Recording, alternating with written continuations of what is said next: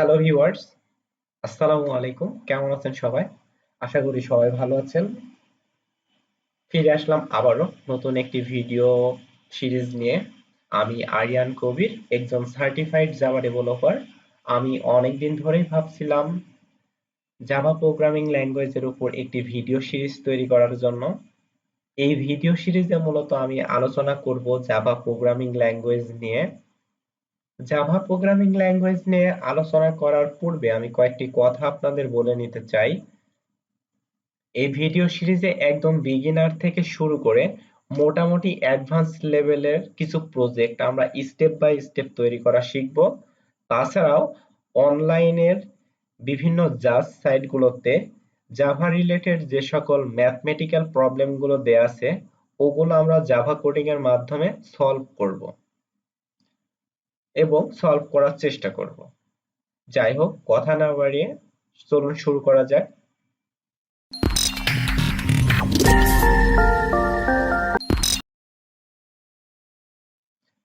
Welcome back.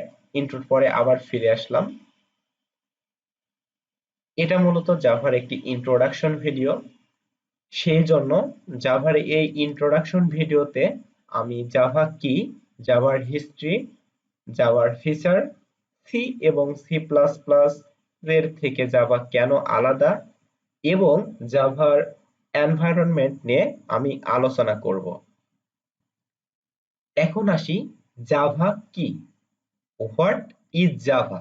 Java is a general-purpose programming language that is class-based, object-oriented, and designed to have as few implementation dependencies as possible. অর্থাৎ Java সাধারণ উদ্দেশ্যমূলক programming একটা language. এটা class based এবং object oriented. এখন class based এবং object oriented কেন? আমরা পরবর্তীতে যখন জাভা প্রোগ্রামগুলো তৈরি করব বা তৈরি করা শুরু করব তখন এমনিতেই বুঝতে পারবো যে জাভা কেন ক্লাস বেসড এবং কেন অবজেক্ট ওরিয়েন্টেড। তাছাড়াও আমরা জাভাকে হাই লেভেল প্রোগ্রামিং ল্যাঙ্গুয়েজও বলতে পারি, অর্থাৎ অনেকটা মানুষের ভাষার সাথে মিল। এখন আসি জাভার হিস্ট্রি নিয়ে। সান মাইক্রোসিস্টেমে কর্মরত জেমস গসলিন নামের একজন ব্যক্তি মূলত জাভা ডেভেলপ করেছিলেন। 1995 সালে এটা রিলিজ হয়। বর্তমানে এটিকে অরাকল কিনে নিয়েছে। আমরা মূলত জাভা কি এবং জাভার হিস্ট্রি সম্পর্কে মোটামুটি হলেও কিছুটা ধারণা নিতে পেরেছি। এখন আসি জাভার ফিচার্স নিয়ে। জাভাতে অনেকগুলো ফিচার্স বিদ্যমান, তার মধ্যে আমি কয়েকটিকে মার্ক করে রেখেছি। সেগুলোর মধ্যে 1, অবজেক্ট ওরিয়েন্টেড, অর্থাৎ জাভাতে যা কিছু আছে সবকিছুই এক একটি অবজেক্ট। তাছাড়া আমরা এভাবে বলতে পারি আমাদের রিয়েল লাইফের অবজেক্ট গুলোর সাথে মিল রেখে আমরা প্রোগ্রামগুলো তৈরি করব। এজন্য জাভাকে অবজেক্ট ওরিয়েন্টেড প্রোগ্রামিং ল্যাঙ্গুয়েজও বলা যেতে পারে। 2, প্ল্যাটফর্ম ইন্ডিপেন্ডেন্ট। এটা জাভার অনেক বড় একটা ফিচার। প্ল্যাটফর্ম ইন্ডিপেন্ডেন্ট অর্থাৎ আপনি উইন্ডোজ অপারেটিং সিস্টেমে যদি একটি প্রোগ্রাম রান করান, আপনি চাইলে সেই প্রোগ্রামটাকে লিনাক্স অথবা ম্যাক অপারেটিং সিস্টেমেও ব্যবহার করতে পারবেন। এজন্য Java platform independent. 3, secure. Java অবশ্যই সিকিউর একটা প্রোগ্রামিং ল্যাঙ্গুয়েজ। আমরা বলতে পারি ভাইরাস মুক্ত এবং অ্যান্টিভাইরাস অ্যাপ্লিকেশন ডেভেলপমেন্টের ক্ষেত্রে জাভা কিন্তু বিশেষ ভূমিকা পালন করে। 4, robust. Robust that means Java শক্তিশালী একটা programming language. 5, multi threaded. Multi threaded কথাটা হচ্ছে আপনি একটা প্রোগ্রাম তৈরি করার মধ্যে আপনি 5 লাইনে আছেন, আপনি চাইলে জাম্প করে 80-90 লাইনে গিয়েও কোড করতে পারতেছেন। এটা মাল্টিমিডিয়া এবং ওয়েব বেসড অ্যাপ্লিকেশনের জন্য বিশেষ ভূমিকা রাখে। 6, হাই পারফরম্যান্স। অবশ্যই জাভার পারফরম্যান্স অনেক বেটার। আচ্ছা, এখন আসি How Java differs from C and C++,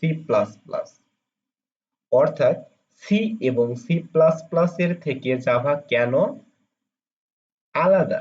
আচ্ছা, এখন দেখেন, এটা লক্ষ্য করেন, অত আগেই শুনেছি যে হচ্ছে জাভা অবশ্যই প্ল্যাটফর্ম ইন্ডিপেন্ডেন্ট, অর্থাৎ যে কোনো অপারেটিং সিস্টেমে এটা রান করানো যায়। এখন সি এবং সি প্লাস প্লাস এর থেকে জাভা কেন আলাদা সেটা আমি বলবো প্ল্যাটফর্ম ইন্ডিপেন্ডেন্টের দিকে।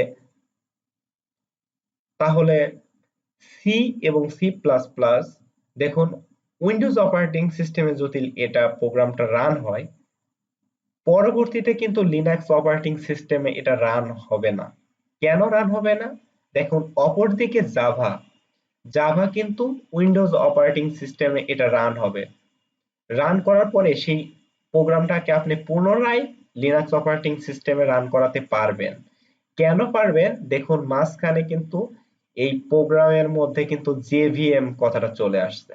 জেভিএম অর্থাৎ জাভা ভার্চুয়াল মেশিন। কিন্তু অপরদিকে দেখুন, সি এবং সি প্লাস এর মাঝখানে জাভা অথবা সি ভার্চুয়াল মেশিন এরকম কোনো কিছু নাই।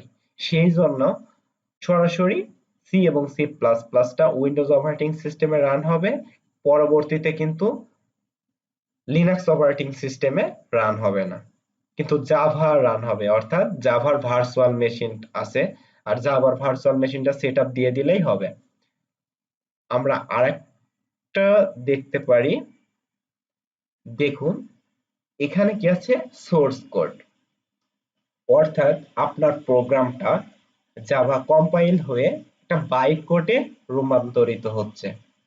এখন এই বাইট কোডটা আবার উইন্ডোজ অপারেটিং সিস্টেমে আপনার জেভিএমটা যে ইনস্টল অবস্থায় আছে, অর্থাৎ রান করানো আছে, সেই জন্য উইন্ডোজ অপারেটিং সিস্টেমেও রান হচ্ছে, লিনাক্সেও জেভিএম আছে সেই জন্য লিনাক্সেও হচ্ছে, আবার ম্যাকে আছে জেভিএম সেই জন্য ম্যাকে হচ্ছে, অর্থাৎ জাভা ভার্চুয়াল মেশিনের জন্য জাভা প্ল্যাটফর্ম ইন্ডিপেন্ডেন্ট এবং সি এবং সি প্লাস প্লাস এর থেকে আলাদা।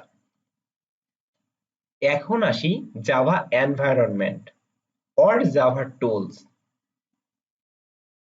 জাভা প্রোগ্রামগুলো আমরা ডেভেলপ করার জন্য আমাদের কিছু টুলস এর প্রয়োজন হবে। 1. জাভা জেডিকে অর্থাৎ Java development kit. Java development কিটের মূল কাজ হচ্ছে জাভা প্রোগ্রামটা তৈরি করা, অর্থাৎ এটার মধ্যে কিন্তু ইন্টারপ্রিটার এবং কম্পাইলার এটা বিদ্যমান থাকে। এখন কম্পাইলার এবং ইন্টারপ্রিটারটা কি, আমরা পরবর্তী ভিডিও লেকচারে অবশ্যই কম্পাইলার এবং ইন্টারপ্রিটার সম্পর্কে বিস্তারিতভাবে আরো আলোচনা করব। আমরা আপাতত এখন জানি যে জেডিকে অর্থাৎ জাভা ডেভেলপমেন্ট কিটটা হচ্ছে প্রোগ্রাম তৈরি করার জন্য। এখন 2. জাভা জেআরই অর্থাৎ জেআরই হলো জাভা রান টাইম এনভায়রনমেন্ট, অর্থাৎ জাভা প্রোগ্রামটাকে রান করার জন্য জেআরই ব্যবহৃত হয়। বর্তমানে কিন্তু জেডিকে এর মধ্যে জেআরইটা থাকে। তাহলে জেডিকে এবং জেআরই সম্পর্কে আমরা জেনেছি। এখন আসলাম জাভা আইডিই। আইডিই অর্থাৎ ইন্টিগ্রেটেড ডেভেলপমেন্ট এনভায়রনমেন্ট। এটা একটি সফটওয়্যার অ্যাপ্লিকেশন যেটাতে আমরা কোড গুলা লিখব। এটাই হচ্ছে একটা আইডিই। আইডিই এর বিভিন্ন সুবিধা দিয়ে থাকে, যেমন syntax highlighting, code completion etc. বর্তমানে কিন্তু অনেকগুলো আইডিই আছে, সেগুলোর মধ্যে 1. এক্লিপস, 2. নেটবিনস, 3. Doctor Java. আমরা এই ভিডিও সিরিজে এক্লিপস নিয়ে আলোচনা করব এবং এক্লিপস এর সাহায্যে প্রোগ্রামগুলো তৈরি করব। যদিও এটা জাভার ইন্ট্রোডাকশন ভিডিও ছিল। আমার ভিডিওটি যদি ভালো লেগে থাকে অবশ্যই একটি লাইক, কমেন্ট এবং সাবস্ক্রাইব করতে ভুলবেন না। ভালো থাকবেন সবাই, আল্লাহ হাফেজ।